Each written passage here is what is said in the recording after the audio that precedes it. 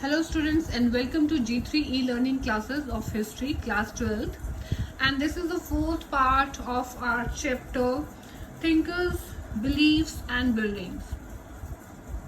So first of all we will start with our 10th point, the new religious tradition.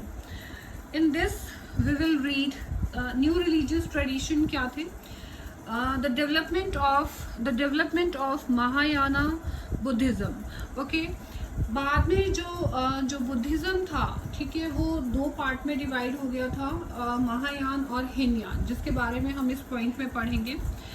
By the first century there is evidence of changes in Buddhist idea and practices. Early Buddhist teaching had given great importance to self-effort in achieving Nibbana. Besides, the Buddha was regarded as a human being who attained enlightenment and Nibbana through his own efforts. How gradually the idea of a savior emerged. It was believed that he was the one who could ensure salvation. Simultaneously, the concept of the Buddhista also developed. Buddhists were perceived as deeply compassionate beings who accumulated merits through their effort but used this not to attain Nibbana and thereby abandon the world, but to help others. The worship of images of the Buddha and the Bodhisattva became an important part of this tradition. See, हुआ क्या कि अब जो बुद्धा है उनको जो माना जाता था कि उन्होंने जो है सेल्फ रियलाइजेशन से जो है वो जो निबाना है, निबाना यानी कि मोक्ष जो है वो प्राप्त किया. और वो यही टीचिंग जो है कहते हैं कि अगर जब आपको अपने आप रियलाइज़ होता है कि आपको मोक्ष की प्राप्ति चाहिए तो आप वो पा सकते हैं. अब जो ये बुद्धा सता था ना, जो टर्म आई वो ये था कि बहुत ही हम्बल इनको माना जाता था. ये टीचिंग देते थे कि कैसे जो है आप सेल्फ रियलाइजेशन से जो है मोक्ष की प्राप्ति कर सकते हैं, मोक्ष और यू कैन से कि एनलाइटनमेंट, ज्ञान की प्राप्ति कर सकते हैं, राइट. तो इस जो टर्म को माना गया यहाँ पर, and this new way of thinking is called the Mahayana, literally the great vehicle.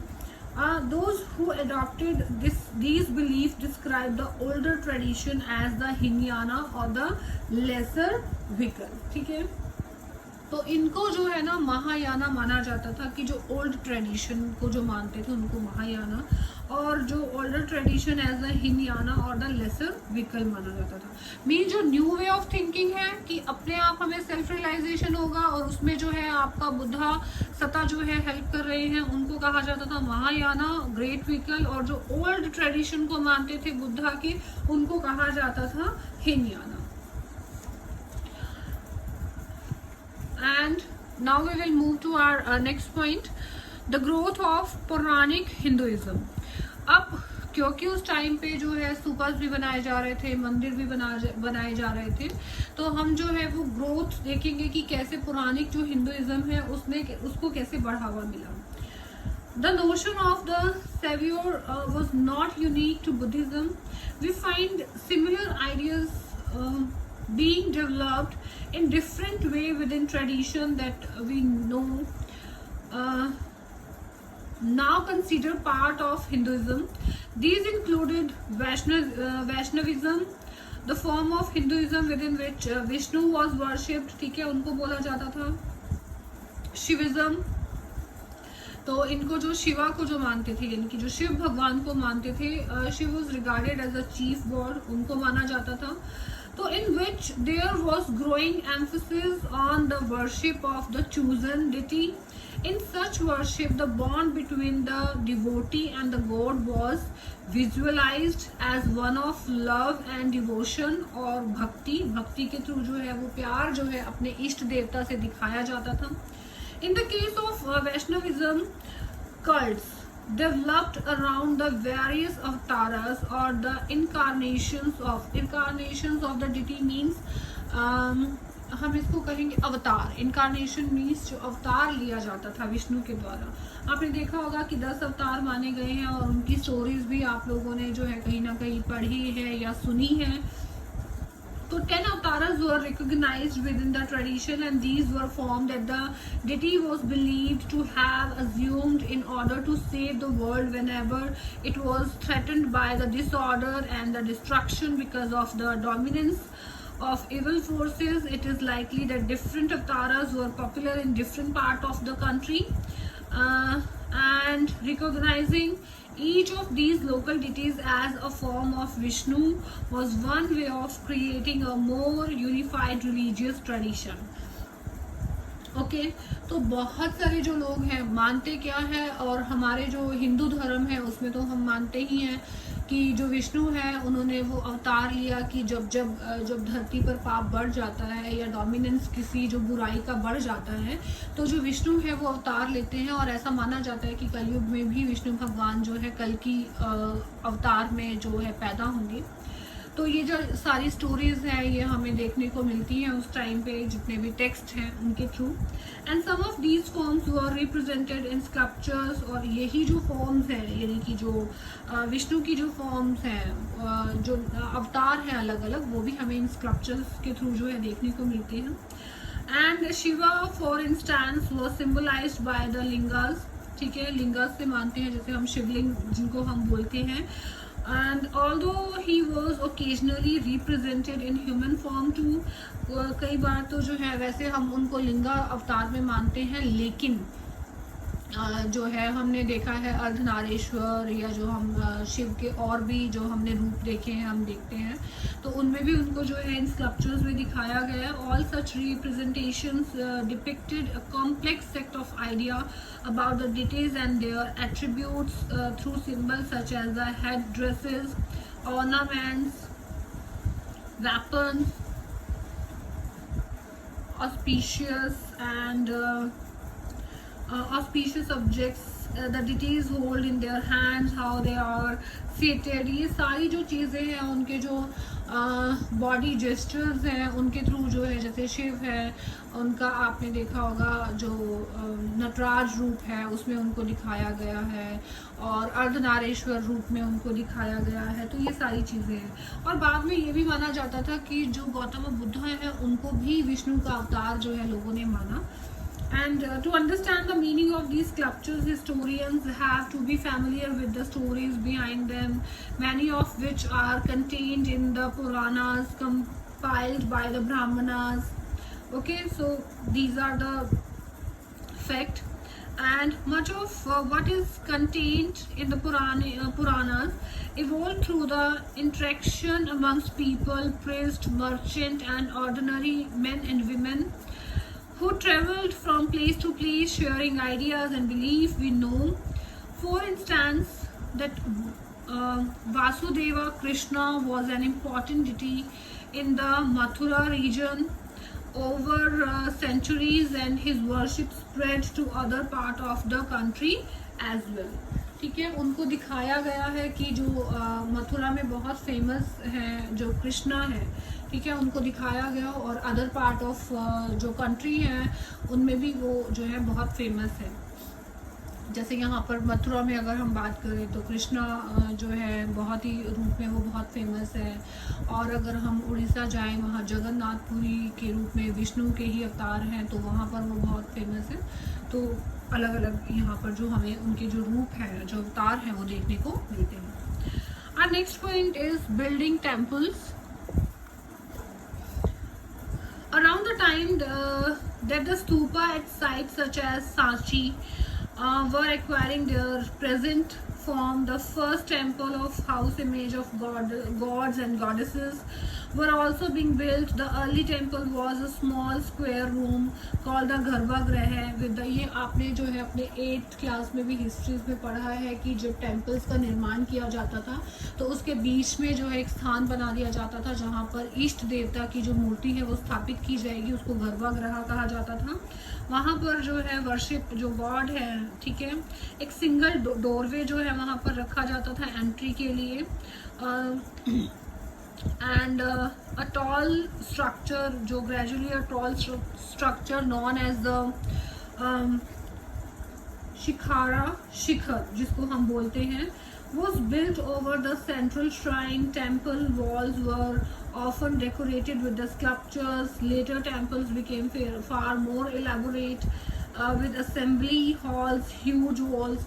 पहले तो सिर्फ जो है गर्भगृह बनाया जाता था, एक मंदिर के रूप में एक शिखर बना दिया जाता था, लेकिन बाद में धीरे धीरे जो है विजिटर्स के लिए रूम बनाया गया, जो ह्यूज वॉल्स बनाई गई, गेटवेज बनाए गए, असेंबली हॉल बनाया गया, अरेंजमेंट्स किए गए, ठीक है।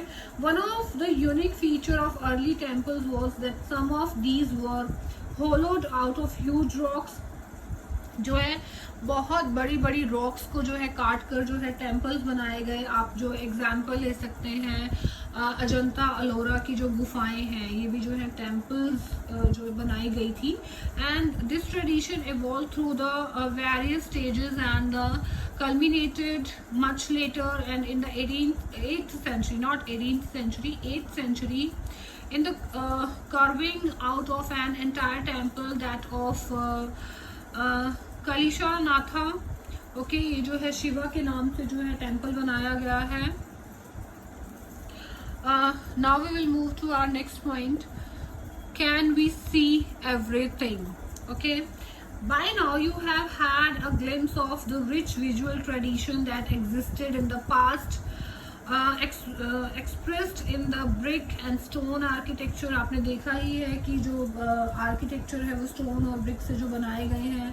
Sculptures and painting, we have seen that much has been destroyed, कुछ जो है डिस्ट्रॉय हो गई है, लॉस्ट ओवर द सेंचुरीज, गायब हो चुकी है। नेवरदीलेस that remains and has been preserved conveys a sense of vision of the artists, sculptors, masons and the architects who created these sculptures work. Yet do we always automatically understand what they wanted to convey? अब इन जो sculptures को देखकर हम ये अपने आप ही समझ जाते हैं कि वो क्या जो है हमें जो मैसेज है वो कन्वे करना चाहते हैं। Can we ever know what these images meant to people who saw them and venerated them about 2000 years ago? So grappling out the unfamiliar, grappling होता है वैसे तो पंजा लड़ाना और जो है किसी बात के लिए बहस करना, ठीक है, वो भी हम कह सकते हैं किसी चीज़ के लिए अड़ जाना। तो it will be useful to recall that what 19th century European scholars first saw some of the sculptures of goddess and goddesses. They could not understand what these were about. Sometimes they were horrified by what seemed to them is the grotesque figures with multiple arms and head, or with the combination of human and animal forms. See, इस point पे जो हम पढ़ रहे हैं वो ये इसमें ये देखा जा रहा है कि जो हमारे हिस्टोरियंस आए, जो आर्कियोलॉजिस्ट आए, जो फॉरेंसिक, ठीक है, उन्होंने ना यहाँ पर स्टडी किया, इन स्कल्पचर्स को स्टडी किया और इन्होंने देखा कि जो हमारे देवी देवताएं हैं उनके वो अर्धनारीश्वर रूप से जो है पहले तो वो डर गए। उन्होंने देखा कि बहुत सारे जो हाथ हैं हमारे देवताओं के, तो वो उनको ये चीज़ें बहुत अजीब लगती थी और वो इसको ना बहुत ही लो उसमें देखते थे, ठीक है। And these early scholars try to make sense of what appears to be strange images by comparing them with the sculptures with which they were familiar, that from ancient Greece। अब क्योंकि ये कंपैरिजन करते थे ancient Greece में जो इन्होंने जो देखा, जो मूर्ति इनको मिलती थी और जो इंडिया में इनको यहाँ पर इन्होंने देखा, ये कंपैरिजन करते थे और ये समझने की कोशिश करते थे कि ये जो है ये क्यों बनाए गए हैं। मीन्स जो इतने सारे हाथ हैं, अर्धनारीश्वर जो दिखाए गए हैं कि आधे एनिमल हैं, आधे जो हैं वो ह्यूमन फॉर्म में है, एनिमल और ह्यूमन फॉर्म में दिखाया गया है। तो इसको देखकर जो है ये समझ नहीं पाते, sometimes they got horrified. And when they discovered images of the Buddha and the Bodhisattva that were evidently based on the Greek models, these were more often than not found in the northwest in the cities which as Takshila and Peshawar, where Indo-Greek rulers had established kingdom in the 2nd century BCE. As these images were closet to the Greeks, statues these scholars were familiar with. They were considered to be the best examples of early Indian art. In fact, these scholars adopted a strategy we all frequently use, devising yardsticks derived from the familiar to make sense to the unfamiliar. अब यहाँ पर हमने देखो ना, हमारा जो point था वो क्या था कि ग्रैम्पलिंग विद द अनफैमिलियर. अनफैमिलियर क्या था कि ये जो हमारी मूर्तियाँ थी ये स्कॉलर्स के लिए अनफैमिलियर थी, लेकिन जब उन्होंने बुद्धा और बुद्धा सता कि जो स्कल्पचर्स उन्होंने देखे तो वो उनको रिलेट कर पाए, क्योंकि ये जो मूर्तियाँ थी और जो ये स्कल्पचर्स थे वो इनके एंशिएंट ग्रीक की जो मूर्ति है उनसे जो है ये मेल खाते थे. So next point is if the text and image do not match, कि तब क्या जब टेक्स्ट और इमेजेस मैच नहीं कर रहे थे. तो ये बहुत सारी जो है दिक्कतें हमारे स्कॉलर्स को आई हैं यहाँ पर. Consider another problem we have seen, that art historians often drew upon textual tradition to understand the meaning of the sculptures. ठीक है कि इन sculptures को समझने के लिए जो हमारे historians हैं वो text का सहारा लेते थे, right? And while this is the certainly a far more efficacious strategy than comparing Indian images with Greek statues, it is not always easy to use. One of the most intriguing example of this is a famous sculpture along a huge rock surface in Mahabalipuram, Tamil Nadu. Mahabalipuram Tamil Nadu में जो है बुद्धा की बहुत बड़ी जो मूर्ति है वो बनाई गई है एक ही रॉक से, यानी कि एक ही पत्थर से, बहुत बड़े पत्थर से उसको काट कर जो है बनाई गई है. And but which story is it, लेकिन इसके पीछे स्टोरी क्या है? Art historians have searched through the Puranas to identify it and are sharply divided in their opinions. Some feel that this depicts the descent of the river Ganga from heaven, और कुछ ही मानते हैं कि जो ये story है वो क्या डिपिक्ट करती है कि ये जो ये मूर्ति है वो ये कोशिश कर रही है कि जो गंगा है उनको जब हेवन से यहाँ धरती पर लाया गया, उसकी स्टोरी ये डिपिक्ट कर रही है. The natural cleft through the center of the rock surface might represent the river. The story itself is narrated in the Purana and the epics. Others feel that it represents a story from the Mahabharata, Arjuna doing penance on the river bank in order to acquire the alms. Acquire the alms means कि जो क्या बोलते हैं उसको, शस्त्र, ठीक है, उसको पाने के लिए जो है वो उस रिवर के जो किनारे बैठकर जो है वो तपस्या कर रहे हैं, pointing to the central figure of an ascetic. तो ये सब जो स्कल्पचर्स मिल रहे हैं, ये जो सारी स्टोरीज हैं, ये जो स्कल्पचर्स हैं वो डिपिक्ट करते हैं. और this is all about our chapter. I hope you all have understood it very well. Thank you so much.